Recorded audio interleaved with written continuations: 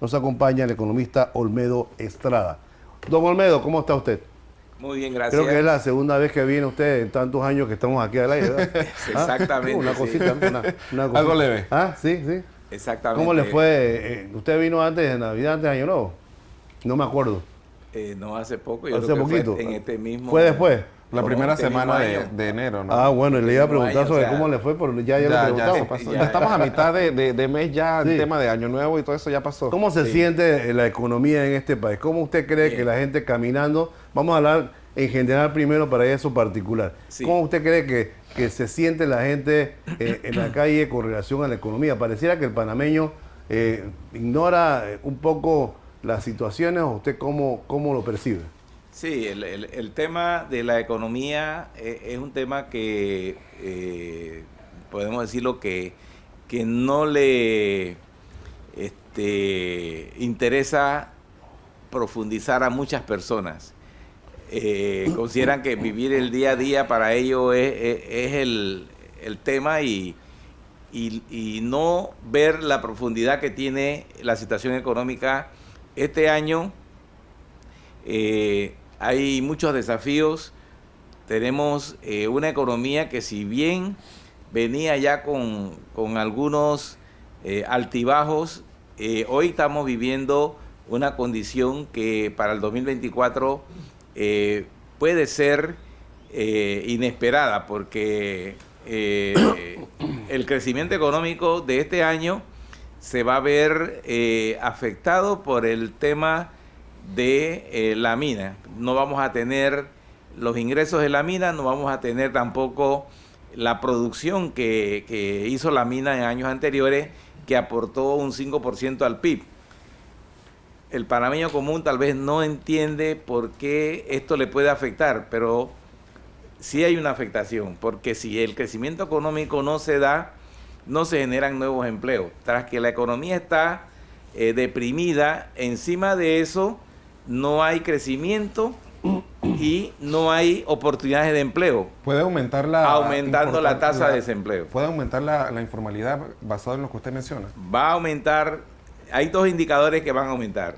El desempleo, porque con la mina dejan a 4.000 personas promedio sin trabajo. Más la derrama, que obviamente... Más los que estaban Sí. de manera indirecta, que van a tener que ver cómo improvisan o qué hacen para poder insertarse en la economía, que la que le da oportunidad de ahorita es la informal, porque en la formalidad no hay oportunidades de empleo, las empresas están, y es un año electoral, que es otro elemento que se combina, porque el tema es que nosotros podemos decir, en años normales, una situación como la de la mina se puede recuperar inyectando en turismo, en logística, en finanzas, en comercio, que son las actividades que están impulsando la economía, pero con un año político todo se detiene, y eso es otro elemento que nos puede dar una sorpresa este año de tener un crecimiento muy bajo.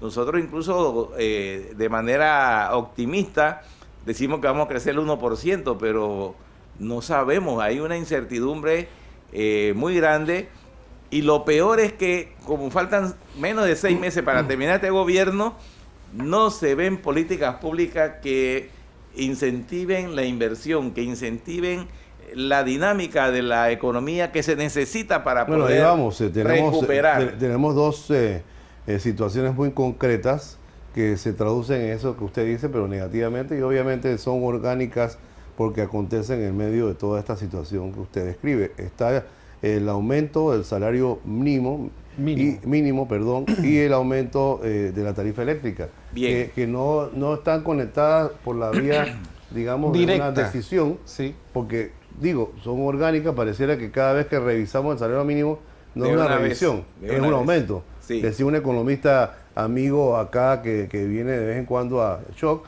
que pareciera como una especie de inflación programada. Sí. Y por el otro lado está el aumento de la tarifa, que tiene como consecuencia el tema del niño, que tiene como consecuencia el tema del agua.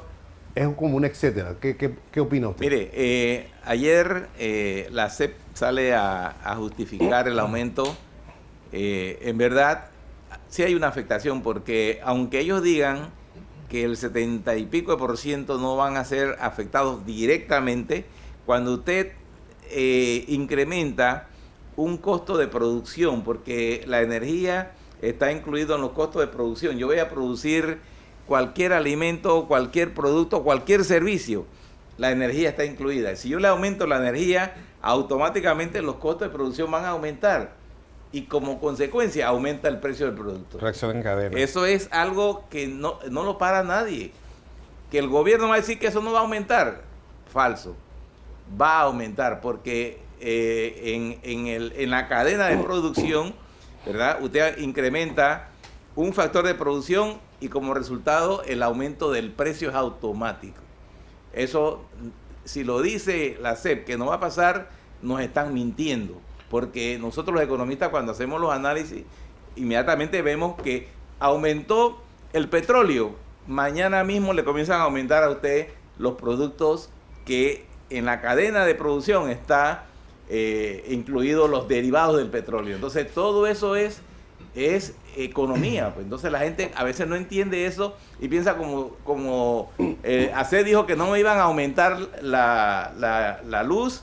Pero entonces, ¿y qué pasó con los productos mi factura que directa no va a aumentar, aumenta el 4% o el 6% el salario, el salario mínimo, pero nos aumentan el 10 y el 15% en el resto de la canasta básica. Entonces, ¿de qué sirvió el aumento del salario mínimo? Para usted es una coincidencia que estos dos renglones se hayan aumentado, por un lado el salario mínimo y por el otro lado el tema de la tarifa de servicio de energía. No, el salario mínimo cada 2 años se tiene que revisar y actualizar y ver las variables que son las que inciden en el aumento o no de un salario mínimo. Nosotros venimos de un salario mínimo anterior donde también tuvimos la misma situación por la pandemia.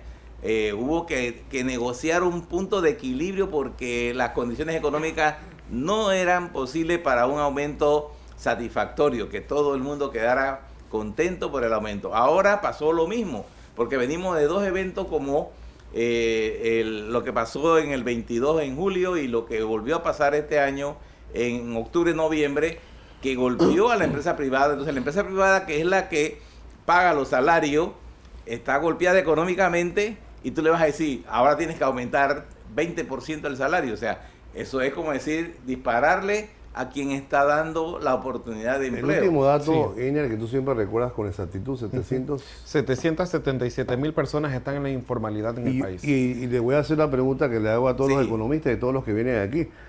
Esa gente obviamente está dispersa, hay diferentes tipos de informales, no están en la mesa del salario mínimo porque no están definidos como formales. No tienen la formalidad. Sin embargo, hay un dato, hay una cifra, hay una estadística y pareciera ser ignorada al momento tanto por tirios y por troyanos, tanto por la empresa, digamos, privada, el gobierno y los sindicalistas que se sientan a la mesa.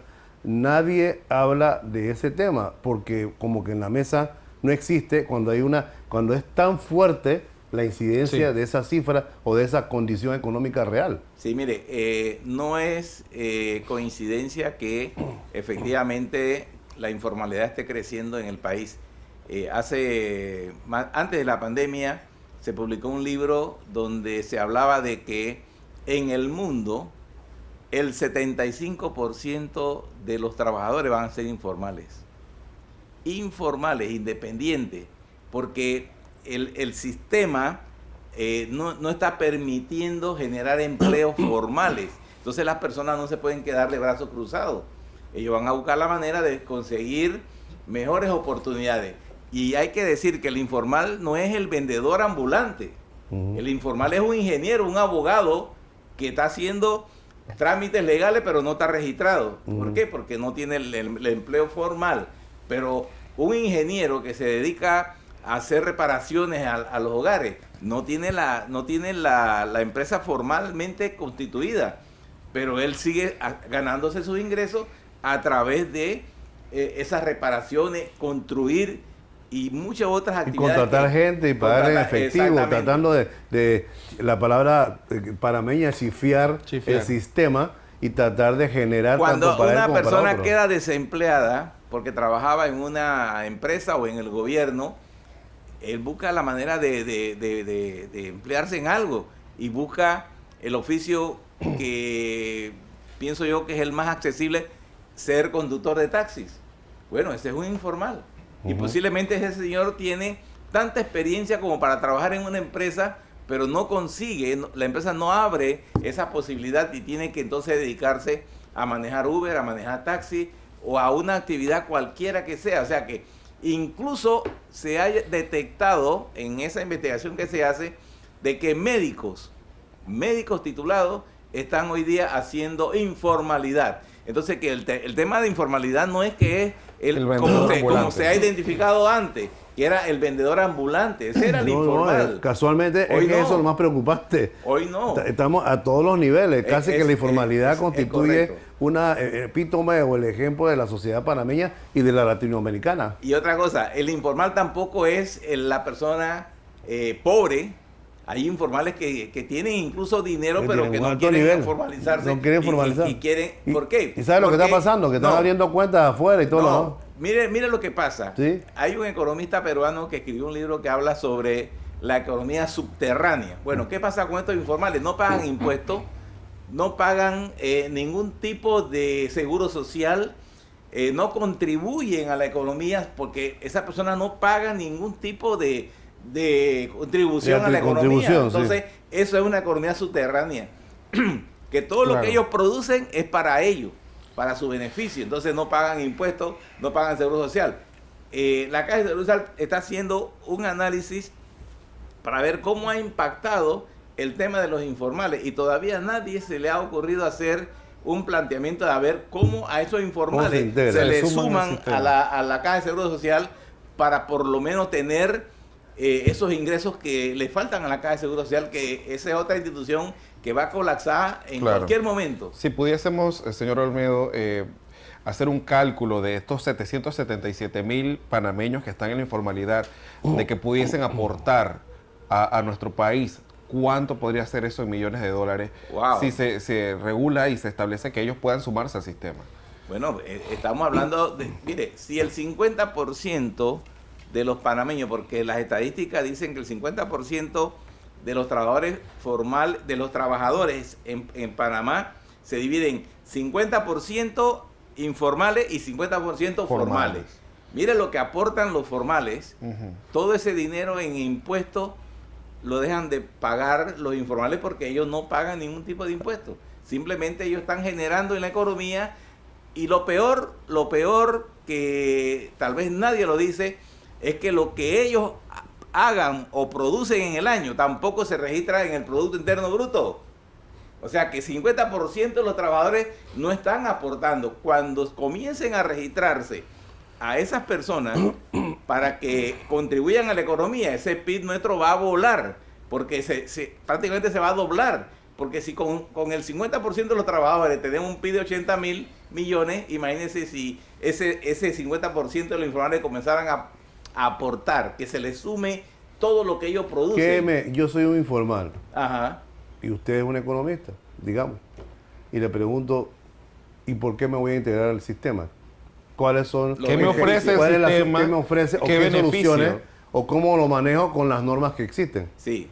Bueno, el problema que hay en Panamá y en muchos países de América Latina es el problema de la corrupción. ¿Por qué la gente no quiere, no hay cultura de pagar impuestos? La cultura de pagar impuestos es porque si yo pago impuestos, el que está en el gobierno me lo va a robar. ¿Por qué? Porque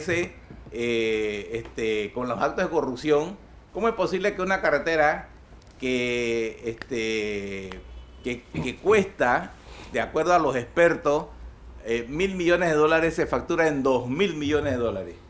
Eso significa que ese adicional es para repartir entre quienes, entre los que firman y deciden si se hace el proyecto o no se hace. Bueno, esos actos de corrupción es lo que hace que ese 50% de informales decida no pagar impuestos, porque ¿para qué voy a pagar impuestos para que otros se lo roben? Es que la transformación del sistema, hay que hacer una transformación del sistema. Si los otros juegan vivo, porque yo voy a jugar muerto. Yo voy a jugar vivo también. Es correcto. Sí. Y eso no es un mal de Panamá. Estamos hablando A Usted nivel de dijo una Latinoamérica. cifra del mundo. Ajá.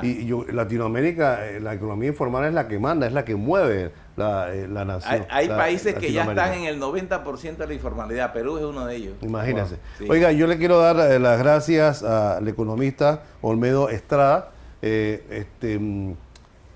Una invitación para que regrese con nosotros, ya sea online o en presencial, para que siga ilustrándonos sobre estos importantes temas que necesitan ser repetidos como la pasta de dientes.